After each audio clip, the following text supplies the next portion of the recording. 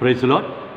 आइए इस समय हम प्रभु के वचन में जाएंगे और आप मेरे साथ निकालिए दानियल उसका 5वां अध्याय और उसका पहला पद इस समय हम पढ़ने जा रहे हैं। Daniel chapter 5 and verse 1।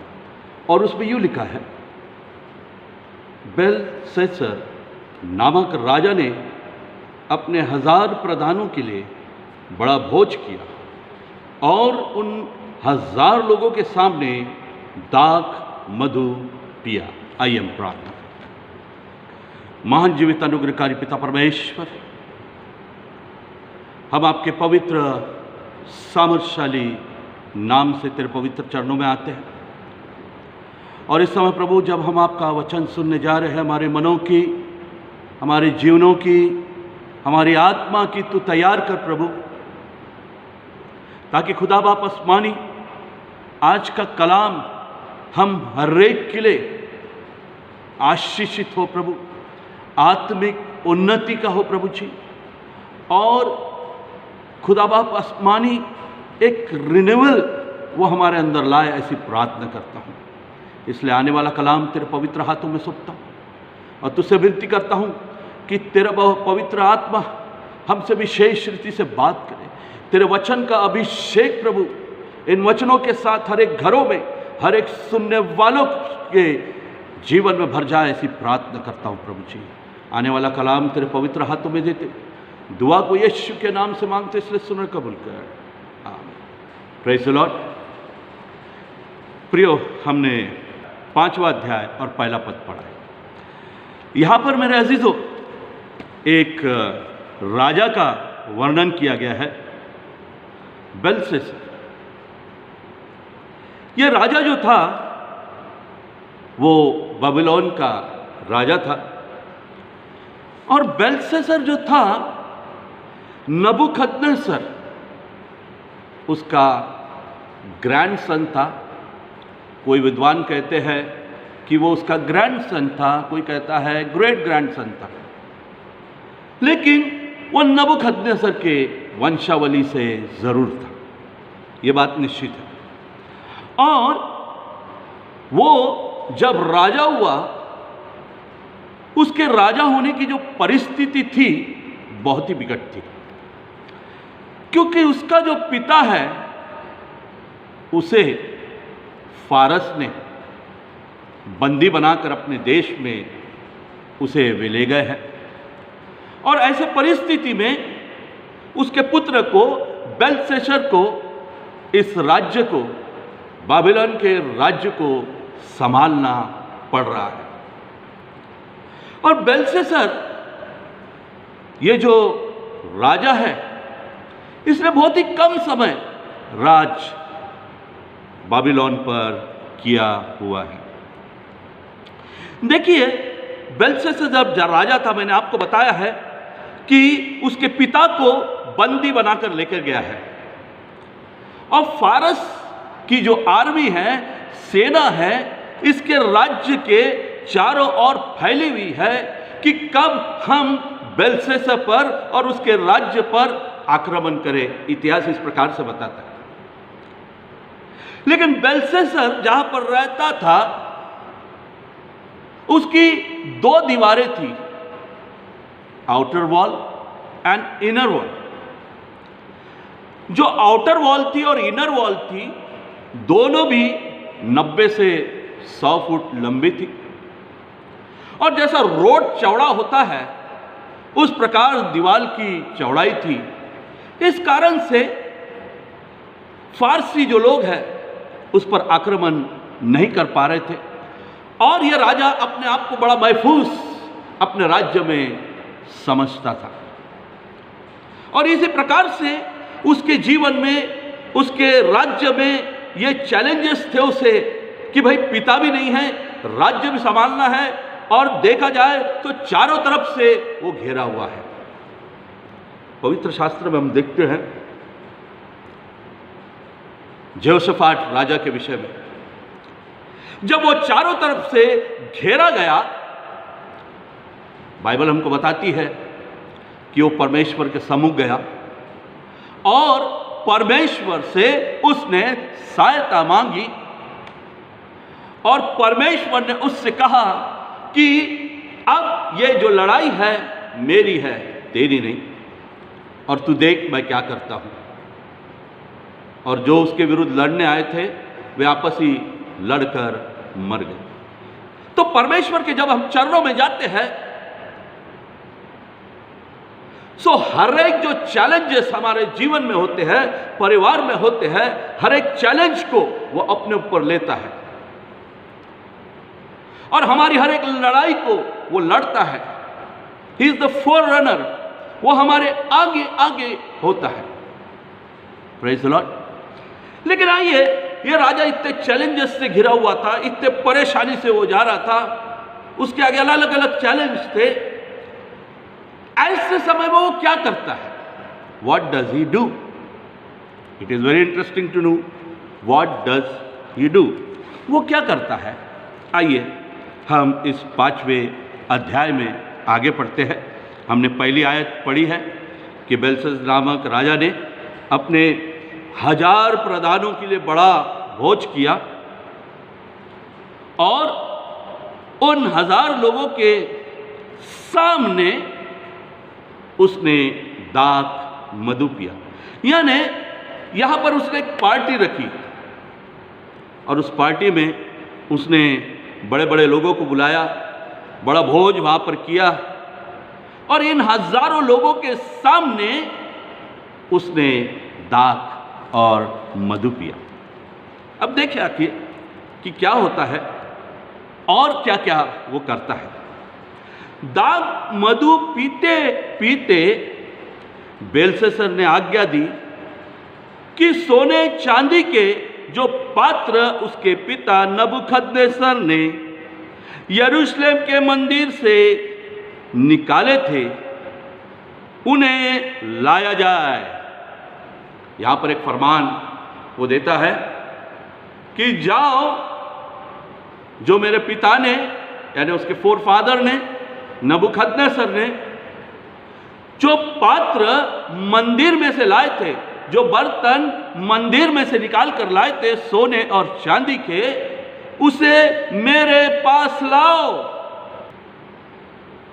और आगे लिखा है कि उन्हें लाए जाए और राजा अपने प्रधानों, अपने रानियों और अपने रखेलियों समेत उनमें से पिए। वाह, क्या बात है। प्रधानों को तो उसने बुलाया था, है ना। यहां पर देखते हैं प्रधानों को तो उसने बुलाया था, रानियों को भी बुला लिया, उसके साथ साथ उसकी गर्लफ्रेंड यानी रखेलियां, उनको भी उसने बुला लिया ताकि उनके साथ वो पिए।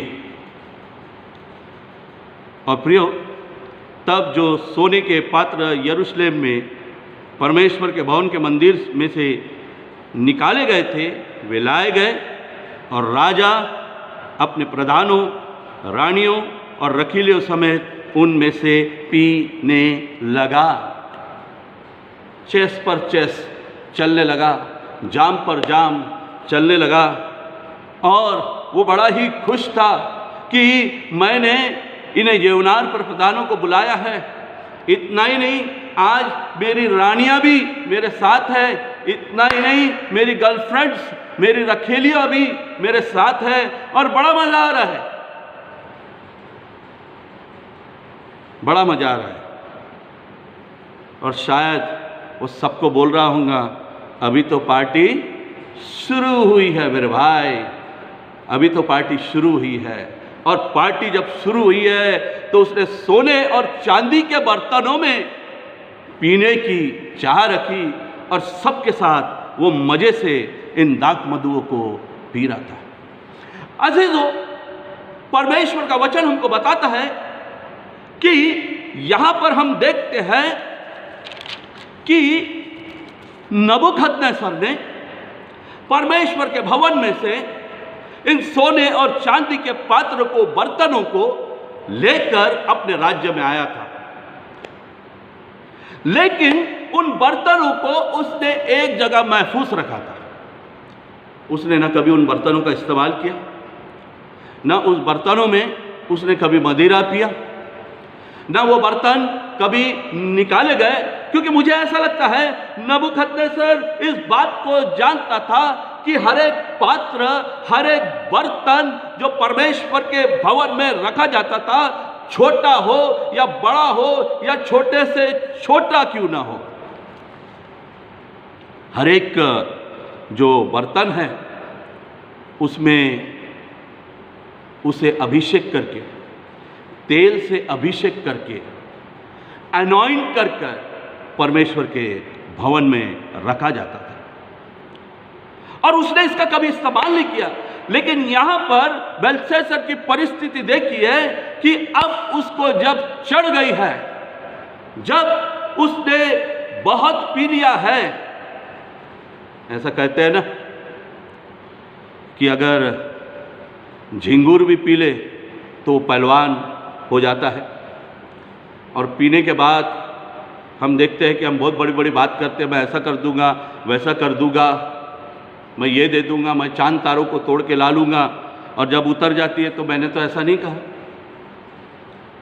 तो यहां पे भी ये साहब पहलवान बन गए, इनको इतनी चढ़ गई कि वो पहलवान बन गए, और इन्होंने चाह किया कि अब परमेश्वर के जो पवित्र बर्तन हैं, इन बर्तनों को लाया जाए, वे अभिषेक के बर्तन लाए जाए, और इन अभिषेक के बर्तनों पर अनॉइंटेड वेसल्स में वो दारू पिएगा या मदिरा पिएगा। बड़ा खुश था। मुझे तो लगता है वो शायद ये गाना भी गा रहा होगा, डोंट टेक मी अदरवाइज, छलके तेरी आंखों से XYZ ज़्यादा। बाकी का आपको मालूम है XYZ क्या है ना? शायद अपने रानियों को देखकर, अपनी गर्लफ्रेंड्स को देखकर, उन सोने और चांदी के प्यालों को अपने हाथ पर लेकर वो ये गाना गा रहा होगा, छलके तेरी आंखों से XYZ ज़्यादा। हो सकता है, आई डोंट नो कौन कौन से गीत वो गा रहा था या कौन कौन से गीत वहाँ बज रहे थे। हो सकता गीत बज रहे रहेंगे, अभी तो पार्टी शुरू हुई है, जो भी है, ऐसे सब वहाँ पर बातें चल रही होंगी, और ऐसा सब माहौल वहाँ पर था। और चौथा वचन हमको बताता है, वे दाख बदू पी पी कर सोने, चांदी, पीतल, लोहे, काठ और पत्थर के देवताओं की स्तुति कर रहे थे।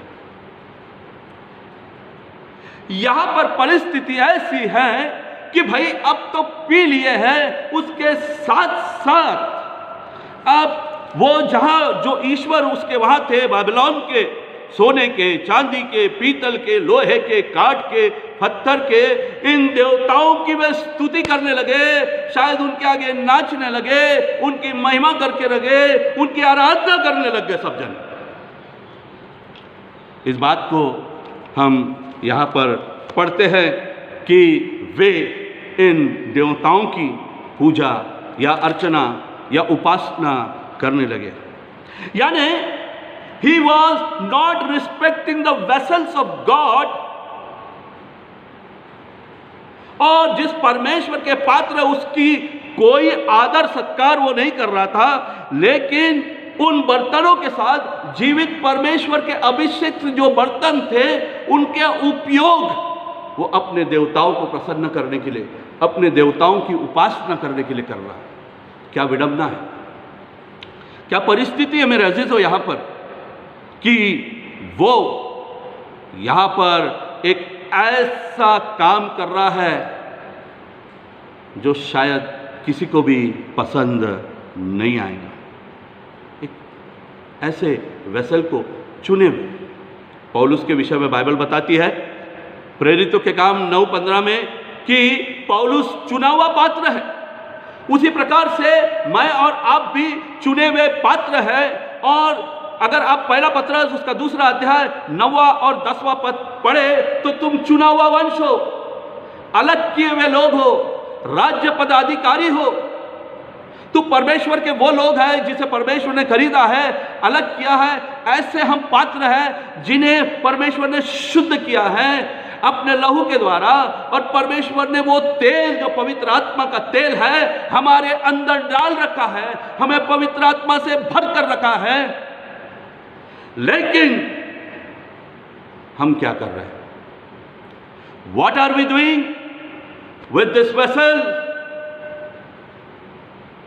आज इस पात्र में परमेश्वर का विरोध, disobedient, not walking according to the word of God, not living life as the Lord wants, न पवित्र जीवन हम जीना चाहते हैं, न परमेश्वर की आज्ञा को मानना चाहते हैं, न अपने जीवन में परमेश्वर की इच्छा को पूरा करना चाहते हैं। ऐसी बहुत सी बातें हैं जो परमेश्वर के विरोध में है। और अपने ये पात्र में से मैं और आप जो उसके शुद्ध चुने किए हुए पात्र, पवित्र आत्मा से मसा किए हुए हम जो पात्र हैं, आज हम ऐसे पात्र बन गए हैं, आदर के नहीं लेकिन तिरस्कार के पात्र बन गए।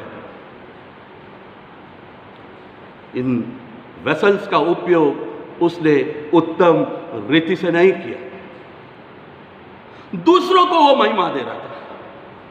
हम किसे अपने जीवन से महिमा देते हैं? किसे देते हैं? Whom we glorify. Obviously, we glorify those things which are not godly.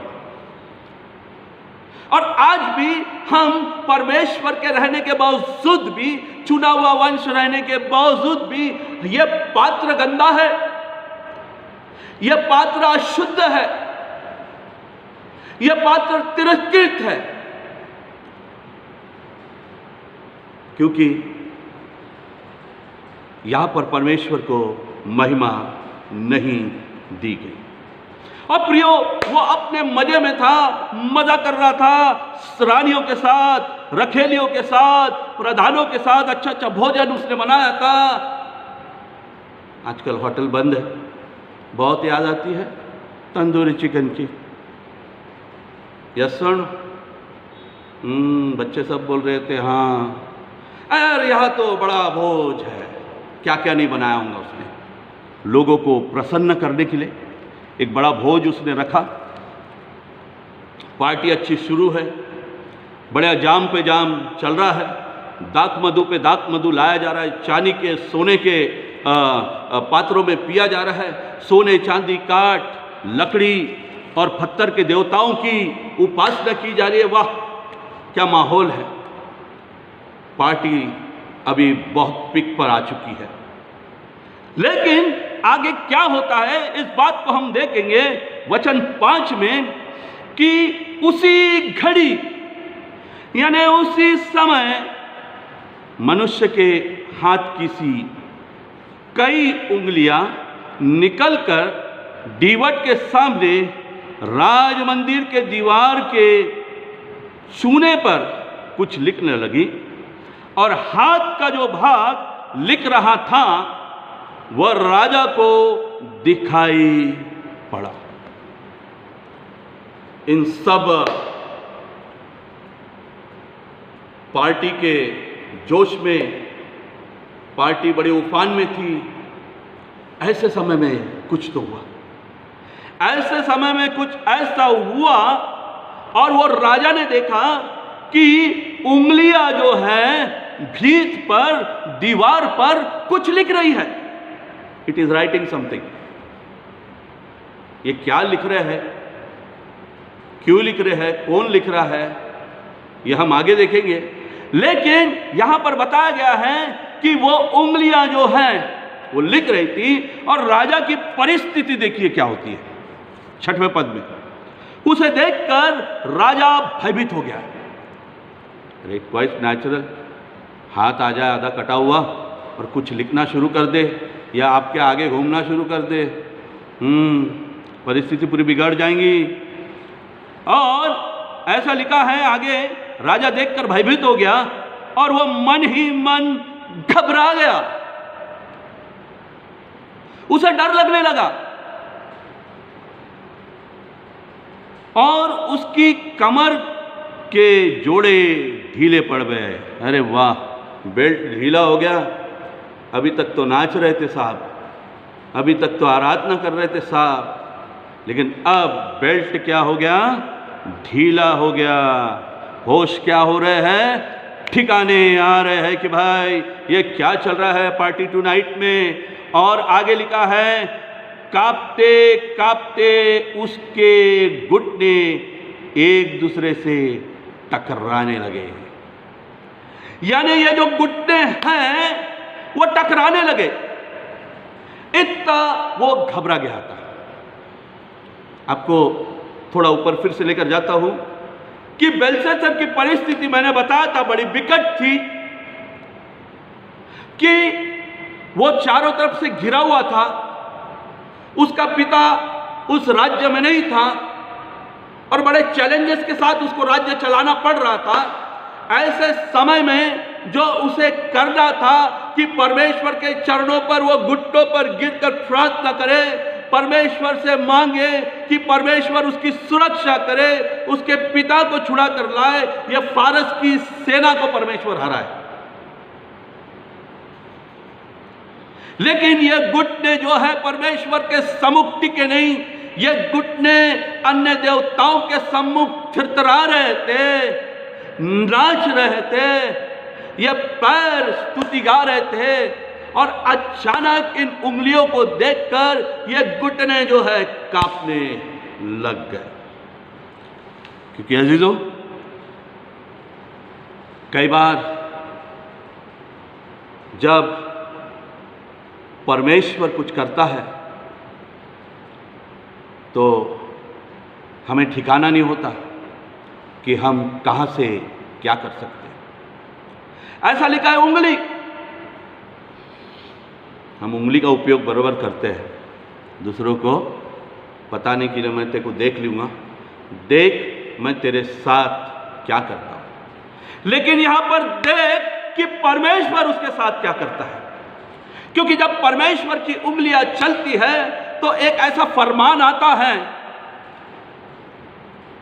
जो मनुष्य अपने आप को इतना महफूज समझता है दीवालों के बीच में, उन दीवालों को चीरती हुई ये उंगलियां आई है और कुछ फरमान लिख रही है और राजा को फरमान दे रही है। एक आयत बड़ी सुंदर है, ओबेदिया उसका 1 अध्याय और उसका 4 पद हम पढ़ेंगे। उसमें यूं लिखा है, परंतु चाहे तू उकाब के समान ऊंचा हो, वरन तारांगन के बीच अपना घोंसला बनाए हो, तो भी तुझे वहां से नीचे गिराऊंगा, यहोवा की ये वाणी है। तू चाहे कहीं पे भी छिप जा, कौन सी भी दीवारों के पीछे, लेकिन अगर तेरे आचरण ठीक नहीं है, यदि तू परमेश्वर के सम्मुख ठीक बना हुआ नहीं है, यदि तेरा जीवन और मेरा जीवन परमेश्वर को महिमा नहीं दे रहा है, तो चाहे मैं उकाब के समान ऊंचा भी उड़ जाऊं और चाहे तारांगन के बीच में अपना घोंसला बनाऊं कि this is the safest place, तो भी तुझे वहां से नीचे गिराऊंगा, मैं तुझे वहां से नीचे गिराऊंगा, परमेश्वर का वचन कहता है। और यहोवा की यही वाणी है। जब परमेश्वर का फरमान चलता है तो हम पाताल में भी छुप जाएं, पहाड़ों में भी छुप जाएं, पहाड़ों से कहे हम पर गिर जाएं, तो भी वो हमको बचा नहीं पाएंगे, महफूज से महफूज जगह नहीं बैठ पाएंगे। ये इतना बड़ा, इतनी रोड के समान 2 दीवाल थी, वो दीवाल में वो महफूज बैठा था बेलशस्सर, लेकिन वो उंगलियां उसके लिए कुछ फरमान लाई। उंगलियों के विषय में थोड़ा सा हम देखते हैं।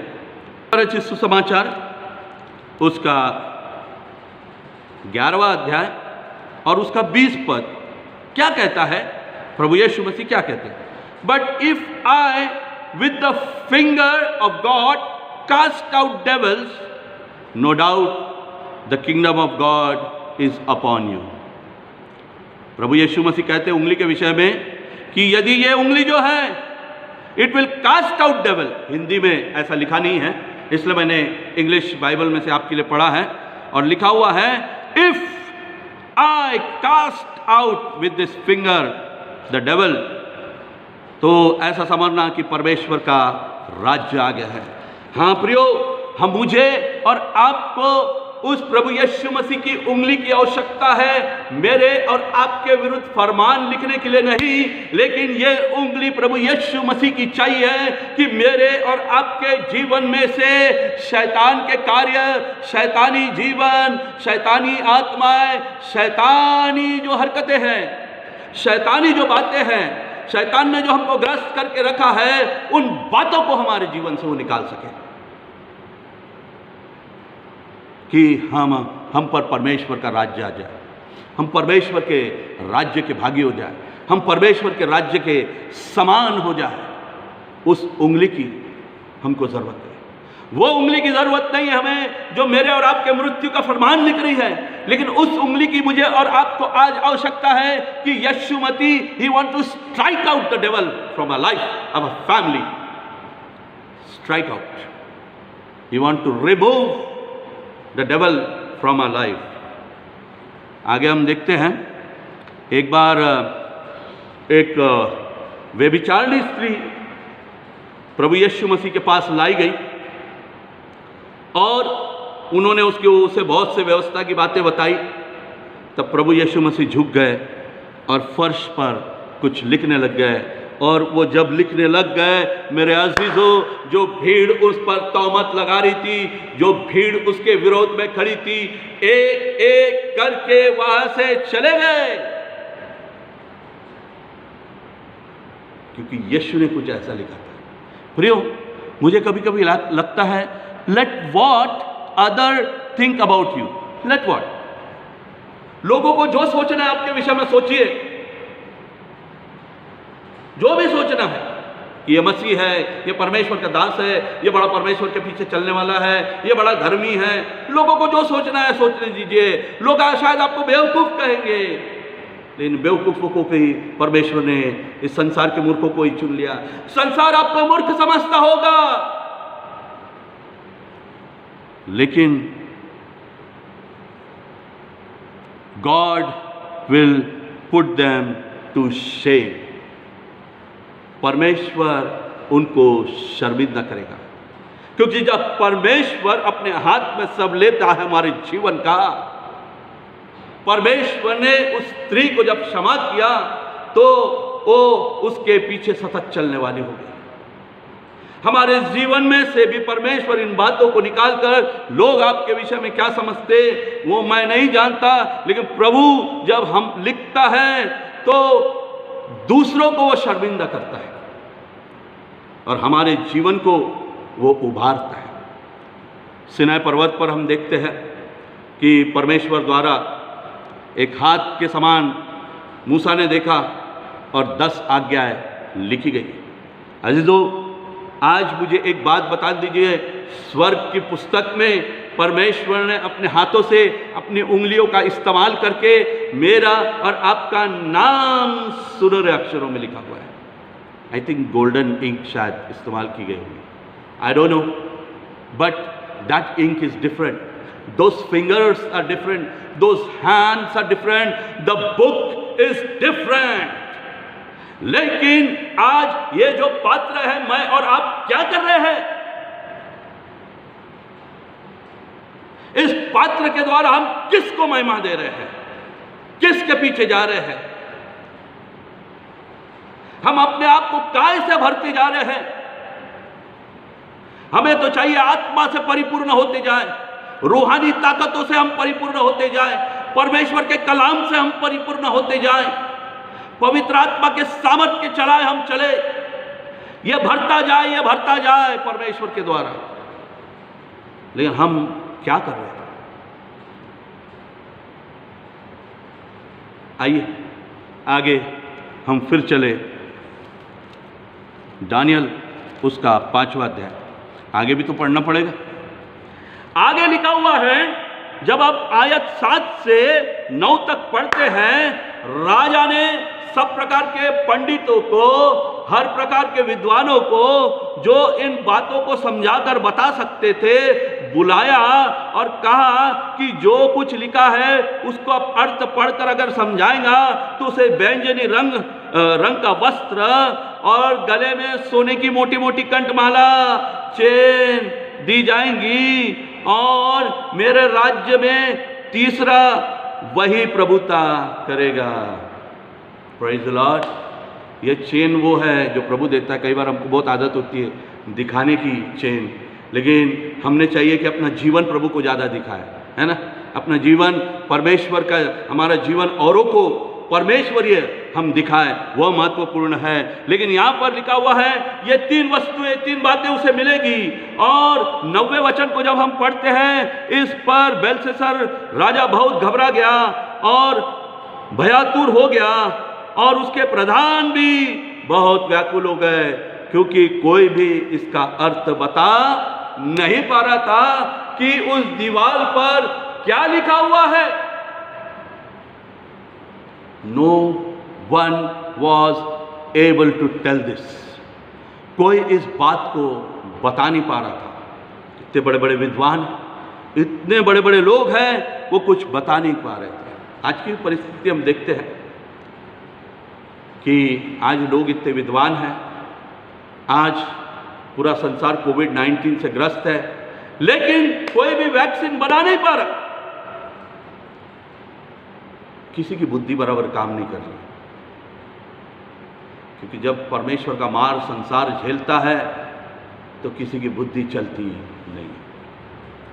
लेकिन 10वें वचन से अगर आप 12वें वचन तक पढ़ेंगे तो यहां पर जो रानी है वो राजा को बताती है कि तेरे राज्य में एक परमेश्वर का दास है जिसका नाम दानियल है, जो ईश्वर की पवित्र आत्मा से भरा हुआ है और उसमें प्रकाश, प्रवीणता और ईश्वर के तुल्य बुद्धि पाई गई है। और वो बताती है कि तेरे पिता ने भी उसको बुलाया था और उसने भी उसका अर्थ बताया था। सब ज्योतिष, तांत्रिक, कसदियों और अन्य भावी बताने वालों का वह प्रधान ठहराया गया था। नबूकदनेस्सर द्वारा इन सब लोगों का, जितने भी विद्वान थे, ये मूर्ख, उनका उसको ये ठहराया गया था, प्रधान ठहराया गया था। ये पढ़िए आप कृपया करके, मैं शॉर्ट में आपको बता रहा हूं। और 12 वचन में लिखा है, क्योंकि उसमें उत्तम आत्मा, ज्ञान और प्रवीणता और स्वप्नों का फल बताने और पहेलियां खोलने और संदेह दूर करने की शक्ति पाई गई है। इसलिए अब दानियल बुलाया जाए और वह इसका अर्थ बताएगा। एक रानी इसके विषय में उसे बताती है। फिर आगे आप पढ़िए, 13 वचन से लेकर 16 वचन तक दानियल बुलाया जाता है। और 16 वचन का एक कन्वर्सेशन जो है दानियल और बेलशस्सर का, ऐसा लिखा 16 पद में, परंतु मैंने तेरे विषय में सुना है, दानियल भेद खोल सकता है और संदेह दूर कर सकता है।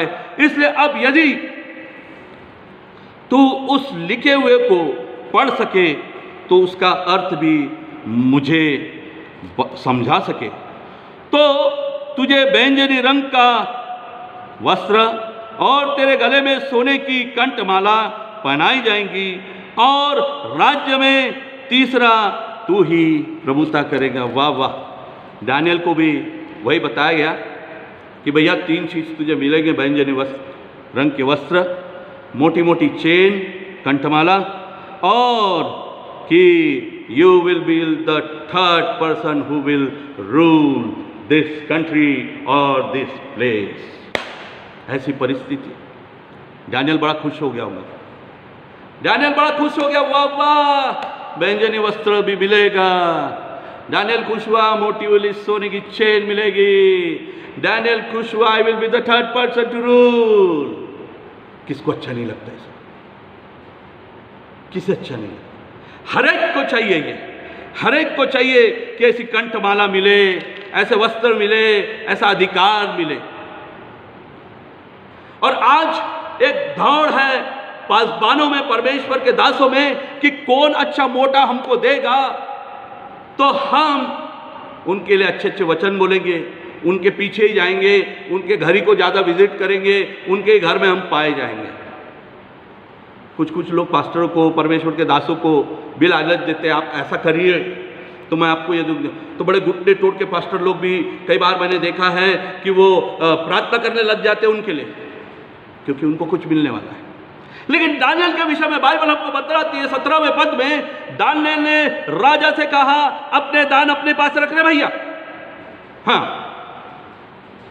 और जो बदला तू देना चाहता है वो दूसरे को दे। I don't want that. वह की बात मैं राजा को पढ़ सुनाऊंगा और उसका अर्थ भी समझाऊंगा। राजा जी, जो आप मुझे देना चाहते हैं ना, अपने ही पास रखो, तेरा धन तेरे ही पास, मुझे इसका लालच मत दे तू, लेकिन मैं तुझे इसका अर्थ जरूर समझाऊंगा। मुझे कुछ देने की आवश्यकता नहीं है, कुछ लालच देने की आवश्यकता नहीं है, मैं इस बात को तुझे जरूर समझाऊंगा। तो अजीजों, आगे ये पढ़ना इसलिए जरूरी है कि मुझे और आपको मालूम होना चाहिए क्या हुआ। कुछ कुछ आयतों को ही मैं आपके लिए पढ़ूंगा। जैसे 18 में लिखा है, राजा परम प्रधान परमेश्वर ने तेरे पिता नबूकदनेस्सर को राज्य, बड़ाई, प्रतिष्ठा और प्रताप दिया था। वो उसको बताता अब कि तेरे पिता को, जो नबूकदनेस्सर था, जैसा मैंने आपको बताया, शायद उसका वो ग्रैंडफादर था या तो ग्रेट ग्रैंडफादर था, बट ही वॉज हिज फोरफादर, कि परमेश्वर ने उसको दिया था। किसे दिया था? परमेश्वर ने उसको अनुमति दी थी यरूशलेम को जाने। परमेश्वर ने उसको अधिकार दिया था अपने लोगों पर। परमेश्वर ने उसको अधिकार दिया था कि लोगों को बंधुआई बनाकर लाए। यह राज्य परमेश्वर ने उसको दिया था। 20वें वचन में लिखा, परंतु जब उसका मन फूल उठा और उसकी आत्मा कठोर हो गई, यहां तक कि वह अभिमान करने लगा, वह अपने राज सिंहासन पर से उतरा और उसकी प्रतिष्ठा भंग की गई। ऐसा कैसा हो गया भाई? इतना बड़ा राजा अचानक उसको उसके सिंहासन पर से उतारा गया, उसकी प्रतिष्ठा, यानी वो जो था, उसका राज्य ऐश्वर्य जो था, वो जो राजा कहलाता था, उसकी प्रतिष्ठा भंग की गई। वाई? क्योंकि बाइबल बताती है उसका मन फूल उठा।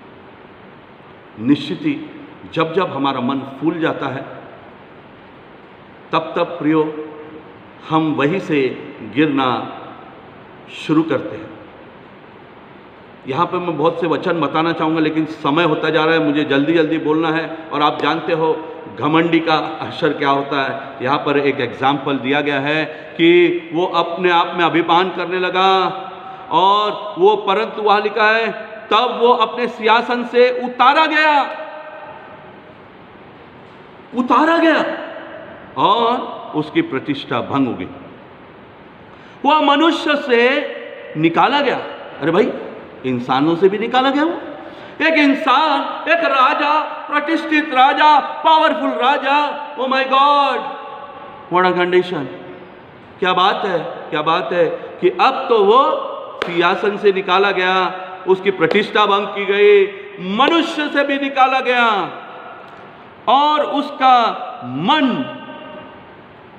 पशुओं का सा, और उसका निवास जंगली गधों के बीच में हो गया। जो अपने आप को इतना बड़ा बताता था, वो गधा बन गया, गधों के बीच में रहने लगा।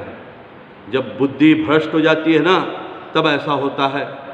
उड़ाऊ पुत्र के विषय में देखिए, बुद्धि भ्रष्ट हुई, वो कहाँ पाया गया? सुअरों के बीच में, और सुअरों का खाना वो खाने लगा। लेकिन बुद्धि जब ठिकाने आई, तब उसको समझ में आया क्या करना। लेकिन यहाँ तो राजा की भी बुद्धि ठिकाने आती, आगे जब हम पढ़ते हैं, और ऐसा लिखा है कि वो बैलों के समान घास चरता, और उसका शरीर आकाश की ओस से भीगता था। ओ माय गॉड! ये जो राजा स्पा में नहाता था, ये जो राजा बड़े टब में नहाता था, अलग अलग प्रकार के शरीर को आई डोंट नो क्या क्या लगाता होगा वो, चंदन, सलाइबॉय, लक्स, वट एवर में भी, सुंदर से सुंदर साबुन, मोती साबुन, आई डोंट नो क्या क्या होगा, अलग अलग प्रकार के चीज़ों को लगाता होगा। अब वो नहाता कैसा है कि आकाश की ओस उस पर गिरती है। वो राजा एक बड़ा जेवनार खाता था, एक शायद एक तंदूरी मुर्गी उसके आगे रखी रहती होंगी, वाह किस प्रकार का खाना उसके पास होगा मैं नहीं जानता। लेकिन एक राज्य में जैसा खाना होता है टेबल, उस प्रकार का खाना उसे मिलता था, लेकिन अब परिस्थिति उसकी इतनी विकट है कि बैलों के समान घास खा रहा है।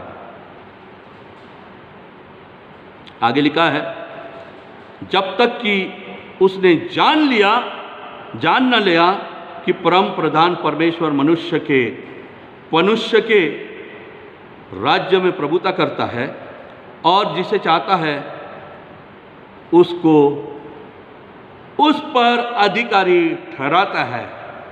जब तक वो इस बात को वो जान नहीं गया कि एवरीथिंग गॉड डज और परम प्रधान परमेश्वर के हाथ में सब कुछ है, वो फिर से मनुष्य नहीं बना।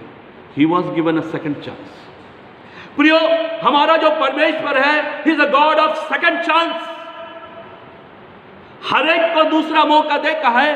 7 से 70 बार हमें वो क्षमा करता है ताकि हम परमेश्वर के पास लौट कर आ जाए। उड़ाऊ पुत्र अपने पिता के पास लौट कर जाता है जब उसके होश ठिकाने आते हैं। When he come to his senses, are we in our senses today? कि मेरी और आपकी बुद्धि भ्रष्ट हो चुकी है। हम इतने फूल गए हैं कि न हम परमेश्वर का वचन सुन सकते हैं। हम इतने फूल गए हैं कि हम उसकी आज्ञा नहीं मान सकते। हम इतने फूल गए हैं कि उसके वचन के अनुसार नहीं चल सकते। हम इतने फूल गए कि हमको जैसा लगता है हम वैसा जीवन जिए, जैसा हमको लगता है हम जिएंगे। हम अपने मन के अनुसार चलेंगे। हम अपने आंखों में जो अच्छा है वही करेंगे। हमको जो सुझता है उसी प्रकार से हम चलेंगे। कोई जरूरत नहीं पवित्र जीवन व्यतीत करने की, कोई जरूरत नहीं परमेश्वर के वचन के अनुसार चलने की। हमारा मन फूल उठा है कि हमने परमेश्वर के वचन को तिरस्कार किया है।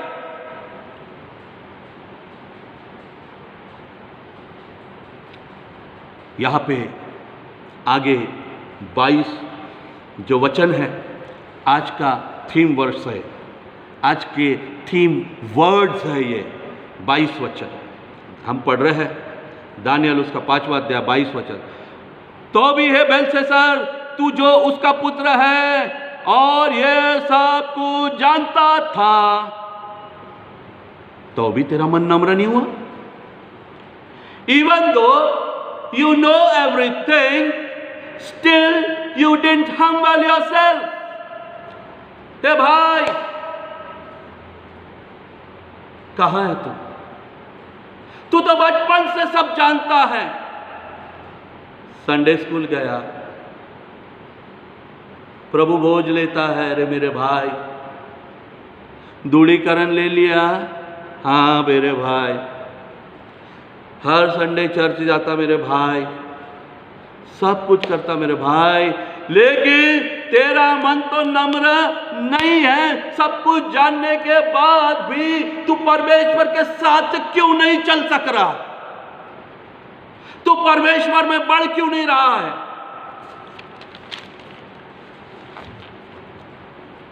ऐसा क्यों है? Why like this? You are unable to humble yourself. और नम्र नहीं करने के कारण से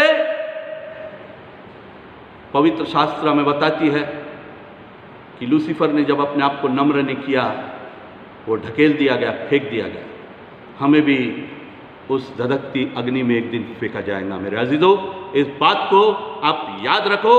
सब कुछ जानने के बाद भी आज भी हमारा मन नम्र नहीं है।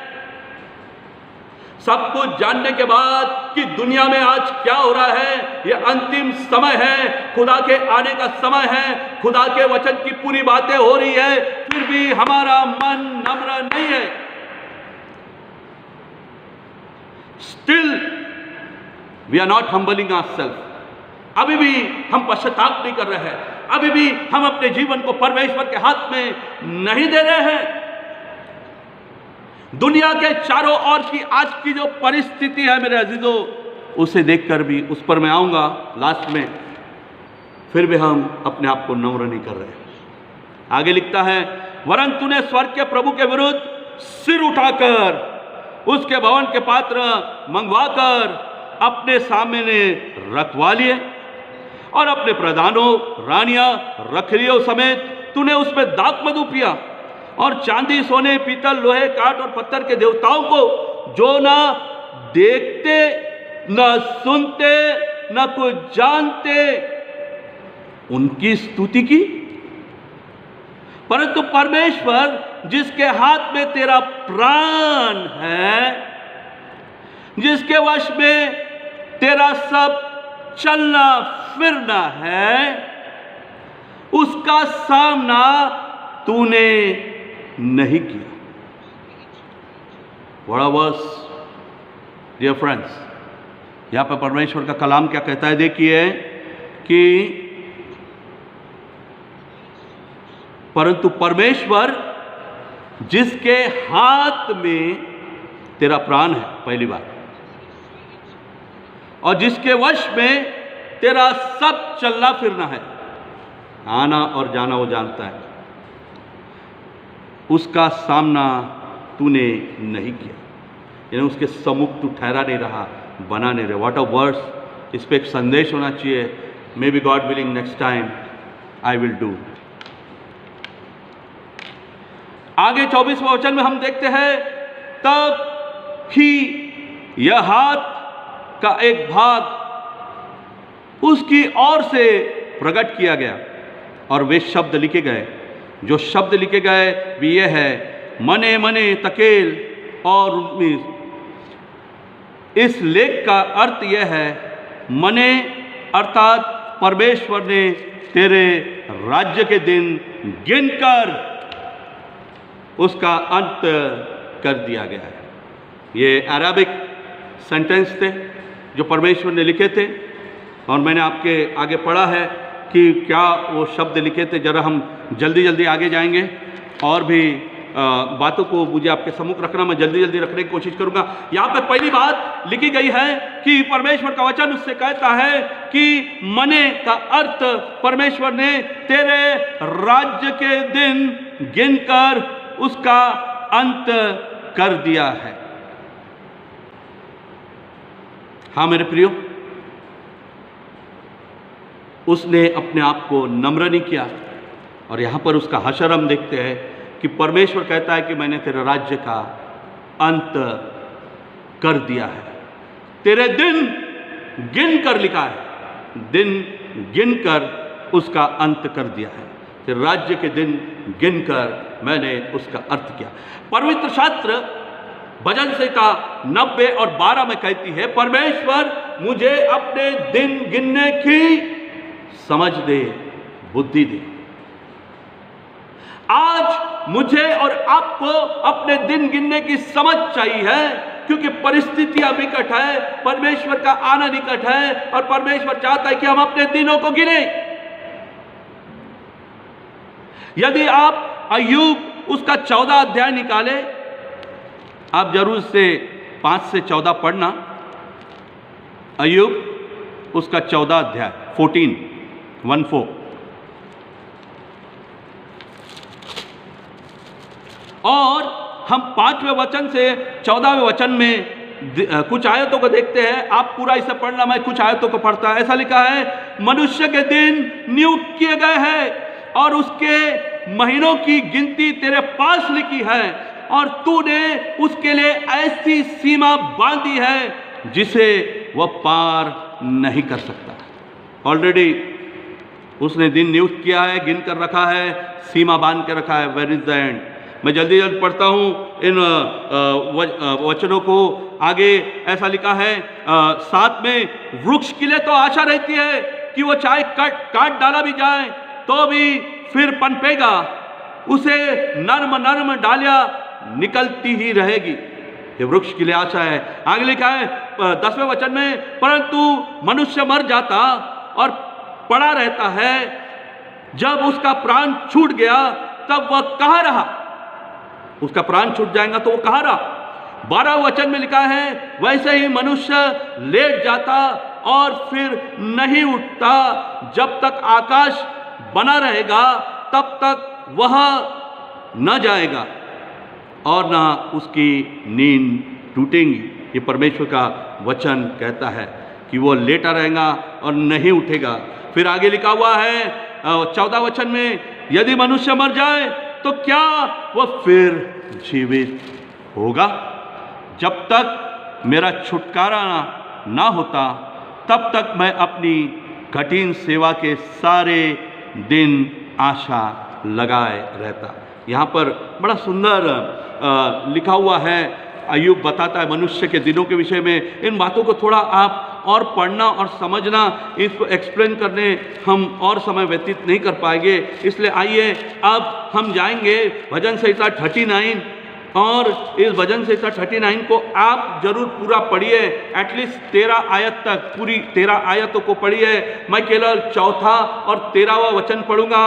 भजन संहिता 39 आप पूरा पढ़िए आज के मनन के लिए। ये प्रार्थना है, ये पश्चाताप की प्रार्थना है, पीड़ित मनुष्य की पश्चाताप की प्रार्थना है। आज हमको परमेश्वर कहता है कि तेरे दिन मैंने गिन कर रखा है, यदि तू पछताएगा नहीं, यदि परमेश्वर की ओर नहीं लौटेगा तो मिट जाएगा।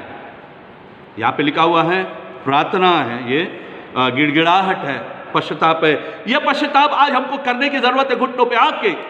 चौथा वचन लिखा है, हे यहोवा ऐसा कर कि मेरा अंत मुझे मालूम हो जाए, और यह भी कि मेरी आयु के दिन कितने हैं, जिससे मैं जान लूं कि मैं कैसा अनित्य हूं। परमेश्वर हमको बताए कि हमारे दिन कितने हैं, हमको समझ दे, ये प्रार्थना वो करता है। फिर 13 वचन में लिखा है, आहा इससे पहले कि मैं यहां से चला जाऊं, यानी इस दुनिया से चला जाऊं और न रह जाऊं, मुझे बचा ले, जिससे मैं प्रतीप जीवन प्राप्त करूं। मुझे बचा ले प्रभु, मुझ पे दया कर कि मैं वो जीवन पाऊं जो तूने मुझे लिखा है। क्या परमेश्वर मेरे लिए और आपके लिए मने तो नहीं कर रहा है कि तेरे मैंने गिन कर रखे। हाँ जी, आज मुझे और आपको परमेश्वर के नज़दीक आने की आवश्यकता है और ये प्रार्थना करने की आवश्यकता है। इन आयतों को आप ज़रूर पढ़ें। दूसरी बात, हम दानियल उसके 5वां अध्याय में देखते हैं, वचन 27, तकेल अर्थात तू मानो तराजू में तौला गया और हल्का पाया गया। You weighted less in the presence of, तू हल्का पाया गया परमेश्वर के चरणों में, यानी परमेश्वर के चरणों में तेरी आत्मिकता का कोई मोल नहीं है। रटी रटाई आत्मिकता है, धार्मिकता तेरे अंदर पाई गई है, मनुष्य को दिखाने वाली धार्मिकता तेरे अंदर पाई गई है। पहला कुरिन्थी उसका 3रा अध्याय और उसका 13 पद पढ़े, 13 पद हम पढ़ लें तो हर एक का काम प्रकट हो जाएगा, क्योंकि वह दिन उसे बताएगा, इसलिए कि आग के साथ प्रकट होगा और वह आग हर एक काम परखेंगी कि कैसा है। वेट किया जाएगा कि कैसा है, जो हमने काम किए हैं वो परखे जाएंगे, परमेश्वर का वचन कहता है। और परमेश्वर का वचन हमको देखेगा कि वो 9 फल हम में है या नहीं, हम उसमें कैसे पाए गए गलतियों के। उसके 5वां अध्याय और 22 और 23 पद जो बताते हैं कि वह परमेश्वर ने दिए हुए जो फल हैं मेरे और आपके अंदर पाए जाते या नहीं। पहला पत्रस उसका 3रा अध्याय हम निकाल लें, पहला पत्रस उसका 3रा अध्याय और हम पढ़ ले उसका 3 और 4। पहला पत्रस 3रा अध्याय 3 और 4 यूँ कहता है, तुम्हारा श्रृंगार दिखावटी ना हो, अर्थात बाल गुतना, सोने के गहने या भांति भांति के कपड़े पहनना, वरन तुम्हारा छिपा हुआ और गुप्त मनुष्यत्व, नम्रता और मन की दीनता की अविनाशी सजावट से सुसज्जित रहे, क्योंकि परमेश्वर की दृष्टि में इसका मूल्य बड़ा है। क्योंकि परमेश्वर की दृष्टि में इन बातों का वेट है, हमारा बाहरी दिखावा नहीं, मेरे सफ़ेद कपड़े नहीं, लेकिन अंदर का जो श्रृंगार है, अंदर की बातें हैं, इसका वजन और इसका मोल परमेश्वर के सम्मुख है। इसलिए मेरे प्यारों, इसलिए परमेश्वर के दासों, इसमें मैं भी हूँ, हम दिखावटी जीवन से बाहर आए जिसे परमेश्वर कदाचित नहीं चाहता।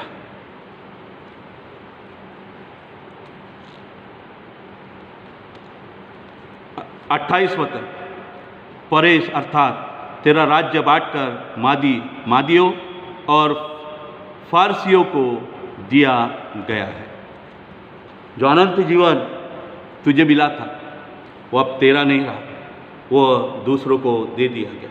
जिस राज्य को तूने पाया था, जो प्रभु ने तुझे दिया था, जो प्रभु ने तुझे वह वेसल, वह पात्र, पवित्र पात्र बनाया था कि तू उसकी महिमा करे, तू उसे कर नहीं पाया। तूने उसे अन्य बातों से अपने जीवन को भर दिया और दूसरों को महिमा देने लगा और तूने दूसरों को महत्व दिया, परमेश्वर के वचन के अनुसार नहीं चला। अब परमेश्वर का वचन कहता है वो तुझसे ले लिया गया है और दूसरों को दे दिया गया है। जो पिछले थे वो अगले हो गए हैं, जो पत्थर थे वो बोल उठे हैं, वो परमेश्वर की उपासना कर रहे हैं। कई गैर मसीह प्रभु में आ रहे हैं और हमारा स्थान ले रहे हैं और परमेश्वर के राज्य में बढ़ते जा रहे हैं। और अब भी हम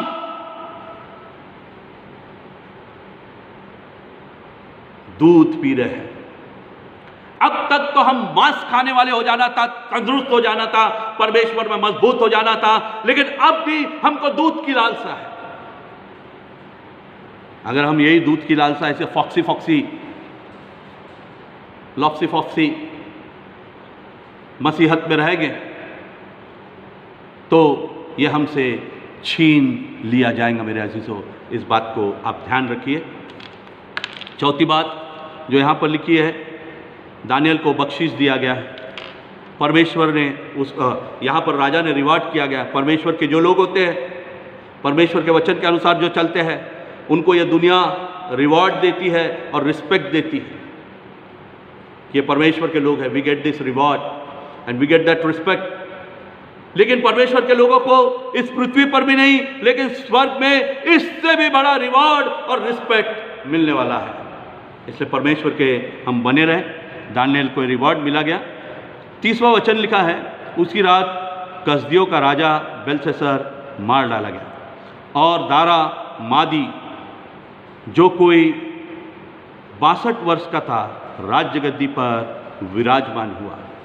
यहाँ पर लिखा है कि कसदी जो राजा है, यानी बेलशस्सर जो राजा है, वो मार डाला गया उसी रात को जिस दिन उसने उस दीवार पर पड़ा और परमेश्वर के मौत का फरमान उसके पास आया, उसी रात को वो मारा गया। दैट वेरी नाइट उसका प्राण उससे ले लिया गया।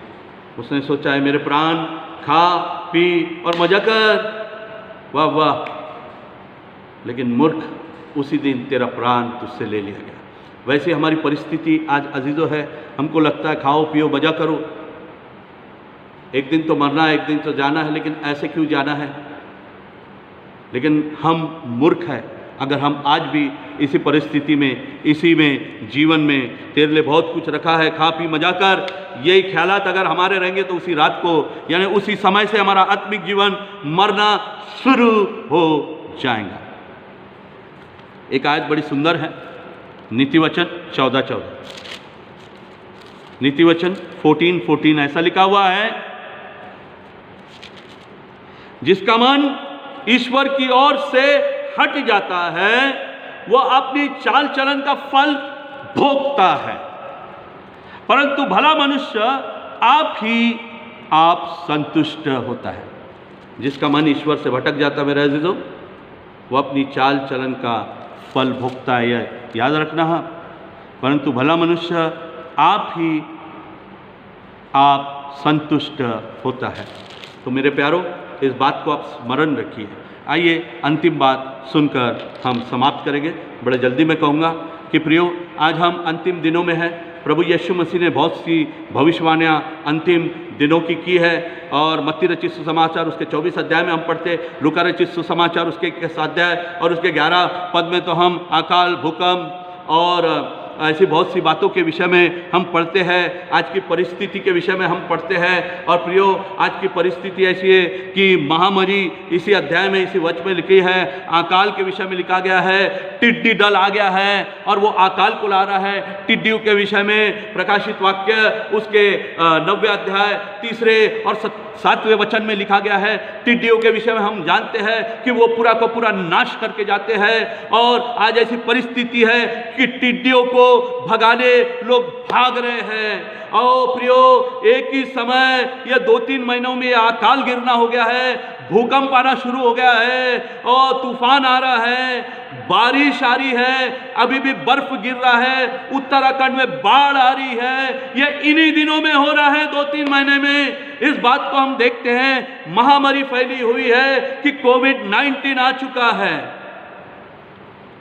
बंगाल में तूफान, खड़, क्या क्या नहीं आया है। इतने समय में बहुत सी बातें हो गई मेरे प्यारों। ये अंत के दिनों का समय है, ये अंत के दिनों का संकेत है, ये अंत के दिनों की पुकार है कि जैसा परमेश्वर का वचन दानियल के द्वारा बेलशस्सर को आया, यह सब कुछ तू जानता था तो भी तेरा मन नम्र नहीं हुआ। You knew everything। आज हम सब जानने के बावजूद भी हमारा मन नम्र नहीं मेरे प्रियो। आइए बेलशस्सर के जीवन से हम सीखकर अंत की दिनों की चेतावनी को स्मरण करते हुए हम अपने आप को परमेश्वर के सम्मुख नम्र करें, परमेश्वर को अपना जीवन दे, परमेश्वर से कहे कि यहाँ मैं हूँ प्रभु, तू मुझे तोड़ मरोड़, बना, उभार, ले चल, बना, खड़ा कर। या प्रभु से प्रार्थना करे, पश्चाताप करे, अपने जीवन को प्रभु के हाथ में दे। तो प्रियो, हमें जो राज्य दिया गया है वो हमें मिलेगा, दूसरों को नहीं। वो परमेश्वर के बादशाहत में हम प्रवेश करेंगे, इसलिए हम अपने जीवन को परमेश्वर के हाथ में दें। हमेशा मैंने आपको एक स्त्री के विषय में बताया है, ये बताकर मैं समाप्त करता हूँ कि वो स्त्री जो थी ट्रेन में बैठकर यात्रा कर रही थी और जैसी ट्रेन शुरू हुई, शी वॉज वेरी अनकंफर्टेबल। एक स्टेशन आया, पसीना पोंछने लगी, उठ के दरवाजे के बाहर देखने लगी, खिड़की के बाहर देखने लगी, फिर आकर बैठ गई, बड़ी पसीना पोंछने लग गई। उसके बाद और स्टेशन आए, थोड़ा रोने लग गई। उसके बाद और स्टेशन आए, यहाँ से वहाँ घूमने लग गई। यानी स्टेशन जब भी आता था कुछ ना कुछ हरकतों को वो करती थी और लोग देख रहे थे, चिंता में थे कि भाई इस स्त्री के साथ क्या हो गया है, ये बताती क्यों नहीं है। आखिरी स्टेशन आया तो बहुत जोर जोर से वो रोने लग गई। तो किसी ने उससे पूछ लिया, दीदी, ओ दीदी, हम तब से देख रहे हैं कि आप हर एक स्टेशन आता है तो बड़ी अस्वस्थ हो जाती है, क्या बात है? अब आप बहुत जोर से लगी, स्टेशन तो आ गया, आपका घर आ गया है, कोई लेने नहीं आया है क्या? तब वो कहती, भाई साहब, या लोगों को बताती है, बात ये नहीं है मेरे भाई, बात ये नहीं है मेरे भाई, मैं गलत ट्रेन में बैठ गई हूँ और मैं गलत ट्रेन से यात्रा करके आई हूँ। यानी इस बात को जानती थी कि वो गलत ट्रेन में बैठी है। हर एक स्टेशन में उसे मौका था उतरने का और अपने डेस्टिनेशन की ओर जाने का, लेकिन हम देखते हैं उस मौके का उसने उपयोग नहीं की। अजीजों, मेरी और आपकी परिस्थिति भी कुछ ऐसी ही है कि परमेश्वर हमको मौके पर मौके देते जा रहा है, लेकिन हम फिर भी अपने जीवन को परमेश्वर के हाथ में नहीं दे रहे हैं और हमको मौका दे रहा है। तो आइए हम उस ट्रेन से जो गलत दिशा में हमको लेकर जा रही है उतर जाएं और उस ट्रेन को पकड़े जो परमेश्वर के राज्य की ओर हमको लेकर जाती है। प्रभु आप सबको बड़ी आशीष दे। God bless you. और इस समय प्रियो, जो अनाउंसमेंट है वो इस प्रकार से है, दान और दशवांश यदि आपको देना है तो आप डेविड अंकल से कांटेक्ट करिए और ऑफिस आकर आप दे सकते हैं। आइए हम प्रार्थना करें। महान जीवित अनुग्रहकारी पिता परमेश्वर, हम आपके पवित्र उपस्थिति में आते हैं और तुझे धन्यवाद देते इस अवसर के लिए जो तूने हमें दिया कि हम तेरी आराधना कर सके, स्तुति कर सके और तेरे वचन के द्वारा तूने हमसे बात किया। बेलशस्सर के जीवन में जैसे उन उंगलियों ने मौत का फरमान लाया, होने दे ऐसा कोई मौत का फरमान हमारे जीवन में ना आए। प्रभु, हम तेरे चरणों में अपने जीवन को रखते हैं और प्रार्थना करते हैं, पश्चाताप करते हैं, अपने जीवन को तेरे हाथ में देते हैं प्रभु जी, ताकि हम उस राज्य के वारिस हो जाए, हम उस राज्य में प्रवेश कर सके जो तूने हमारे लिए रखा है। इसलिए तू हमारी सहायता और मदद करना प्रभु। हर एक परिवार पर तेरा आशीष का हाथ होने दे प्रभु। हर एक परिवार तुझे निकटता से जाने ऐसी प्रार्थना कर। जबकि दुनिया में परिस्थितियां बदलते जा रही है प्रभु जी, कोविड-19, ये टिड्डियों का आक्रमण, ओ प्रभु अकाल हम देख रहे हैं प्रभु जी, बाढ़, बर्फ का गिरना और बहुत सी बातें हो रही है, इसी समय हो रही है। तो हमको बताना चाहता है, चेत करना चाहता है, यदि हम अभी भी नहीं लौटे प्रभु तो हमारा विनाश हो जाएंगे। इसलिए हमारे एक की सहायता कर, तेरा पवित्र आत्मा हमारी सहायता करे, ऐसी प्रार्थना करते हैं। धन्यवाद देते प्रभु आज की आराधना के लिए, तेरे वचन के लिए, तेरे उपस्थिति, हर एक परिवार को तेरे हाथ में सौंपता हूँ प्रभु जी, और दुआ को यीशु के नाम से मांगता है, इसलिए सुनर कबूल कर, आमीन। आइए प्रभु ने सिखाई प्रार्थना करे। हमारे पिता तू जो स्वर्ग में है, तेरा नाम पवित्र माना जाए, तेरा राज्य आए, तेरी इच्छा जैसे स्वर्ग में पूरी होती है वैसे पृथ्वी पर हो। हमारे प्रतिदिन की रोटी आज हमें दे, और जिस प्रकार हमने हमारे अपराधी को क्षमा किया वैसे ही तू हमारे अपराधों को क्षमा कर। हमें परीक्षा में न ला परंतु बुराई से बचा, क्योंकि राज, पराक्रम और महिमा सदा तेरी है, आमीन। अब हमारे परमेश्वर पिता का प्रेम, प्रभु यीशु मसीह का अनुग्रह, पवित्र आत्मा की संगति सभी के साथ, सभी परिवारों के साथ खुदा बाप दोबारा आगमन तक होती रहे और बनी रहे, आमीन, आमीन। प्रभु आप सबको बड़ी आशीष दे। गॉड ब्लेस यू ऑल, आमीन।